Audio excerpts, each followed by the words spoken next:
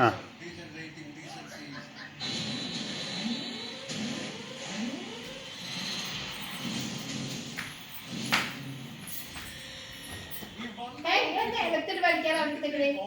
നിങ്ങൾ രണ്ടുപേരും അല്ലാണ്ട് മറ്റൊന്നെന്ന് പറഞ്ഞാൽ പ്രിയദർശന.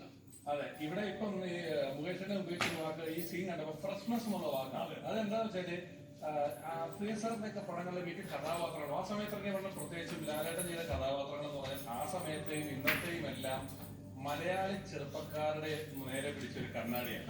അത് ചിരിക്കുന്നതും ആ കഥാപാത്രങ്ങൾ നടക്കുന്നതും അയാളുടെ വേദനകളും എല്ലാം ഇന്നും ഓരോ മലയാളിക്ക് കറക്റ്റ് ചെയ്യാൻ പറ്റുന്ന കഥാപാത്രങ്ങളാണ്.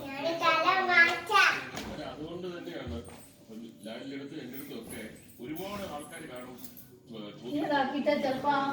ഇപ്പോഴും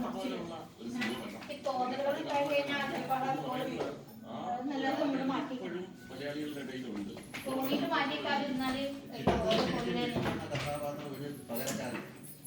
പകരക്കാരനായി ഇവിടുത്തെ കല്യാണി യഥാർത്ഥ ഭർത്താവായി അതുപോലെ വളരെ സിനിമയിൽ വലിയൊരു സംഭവമാണ്.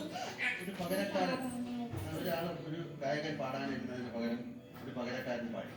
പിന്നീട് ആ പാട്ട് തന്നെ സിനിമയിൽ അത് വളരെയധികം പകരക്കാരൻ പാടിയ അത് ഭയങ്കര ഹിറ്റായി. അന്ന് പാടിയ ആൾ വളരെ പ്രശസ്തനായ ഗായകനായും ഏതാണ് സിനിമ അല്ലെങ്കിൽ ആരാണെന്ന് പറയാൻ പോയി. 1966 ചിത്രത്തിന്റെ പേര് കളിത്തോൾ. സംഗീതം ദേവരായ മാസ്റ്റർ എഴുതിയത്. ചങ്ങായി ഭയങ്കര ഓർമ്മ ഗായകൻ മലയാളത്തിന്റെ ഭാവഗായകൻ ജയചന്ദ്രൻ. എനിക്ക് തോന്നുന്നില്ല അയാള്